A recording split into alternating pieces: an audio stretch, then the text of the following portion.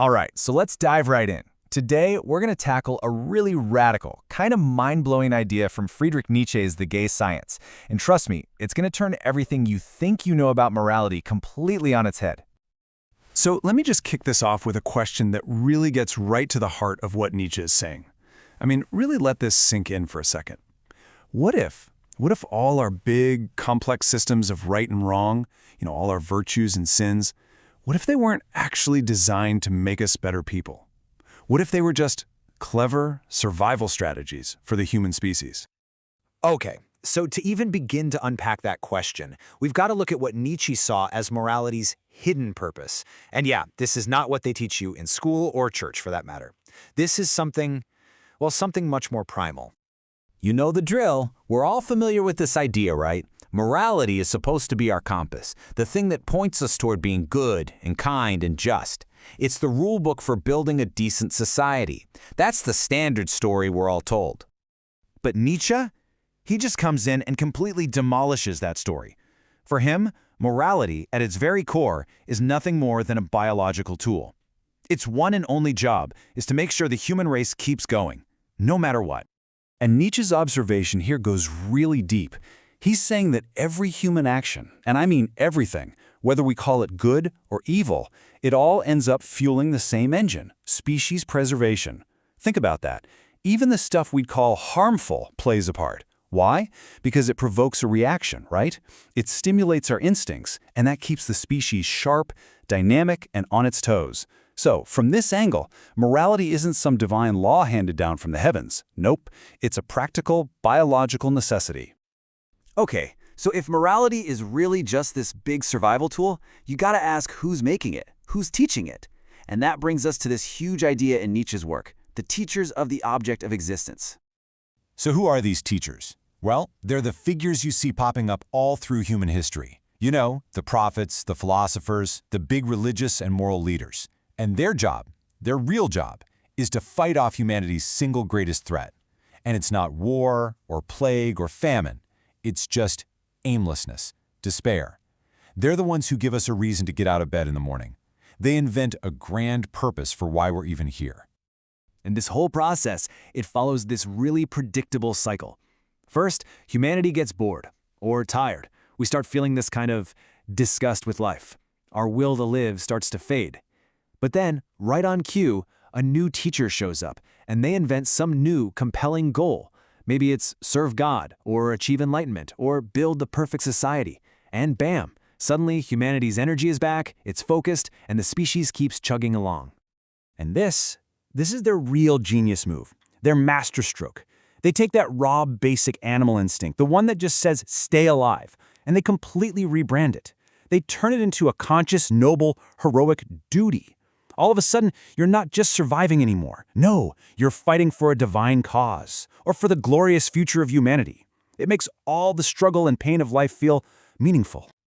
So okay, these teachers are doing something necessary, right? They're keeping us going. But, and this is a huge but, here's where Nietzsche drops a massive paradox on us. The truth they're teaching, it's all built on a fundamental mistake. Now, it's really important to get this. These moral leaders, they aren't, cynical liars. They actually genuinely believe they've discovered the truth with a capital T. They think they're revealing these timeless, universal laws for how everyone should live.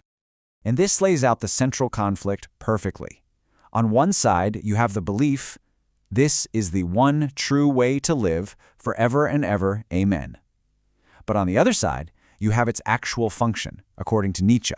And that's to be a temporary fix, a useful tool to get the human species through its latest existential crisis until the next one hits. So in the end, the specific details, the actual content of the morality, it almost doesn't matter. Whether the goal they preach is piety or reason or power, that's secondary. The only thing that really matters is that humanity has a why, any why, to live for. That purpose, whatever it happens to be, it acts like a shield, protecting us from the despair of a meaningless universe. But what's really driving this whole thing? I mean, what's the internal force that makes us so desperate for these purposes in the first place? Well, Nietzsche's got a name for that too. He calls it the instinct of the herd. You know, if you start looking at history through this lens, you start to see this this grand, repeating comedy playing out over and over again. In one age, the big purpose is serving the divine. But when that starts to fade, a new teacher comes along and says, no, the real purpose is human progress through reason. And then when that starts to feel a bit empty, another one pops up offering national glory or something. The costumes, the language, it all changes, but the goal underneath? It's always the same. Keep the herd moving forward. Keep the species alive.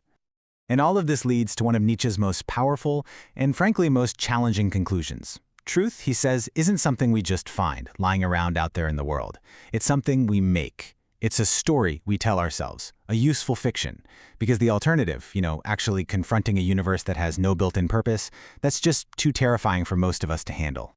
But hold on, Nietzsche doesn't just leave us there in total despair. He actually looks forward to a new kind of possibility, a future where humanity might finally be able to evolve beyond this constant need for comforting stories. And he calls it a future of laughter. And that's actually the meaning behind the title of the book this comes from, The Gay Science. And gay here, of course, means joyful or lighthearted. It's basically a call for us to become intellectually strong enough to finally strip away all those serious, solemn moral masks we've been wearing for centuries. It's about finding the courage to look at the playful, chaotic reality of existence, and, instead of breaking down in tears, to actually laugh.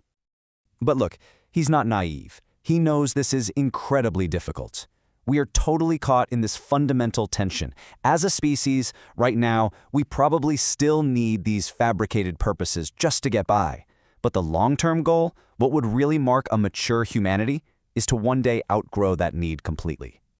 And so, this is the final challenge that Nietzsche leaves us with. After all these centuries of relying on these teachers to tell us why we're here, are we finally strong enough, as individuals and as a species? Are we strong enough to face existence on its own terms without a made-up purpose to hold our hand?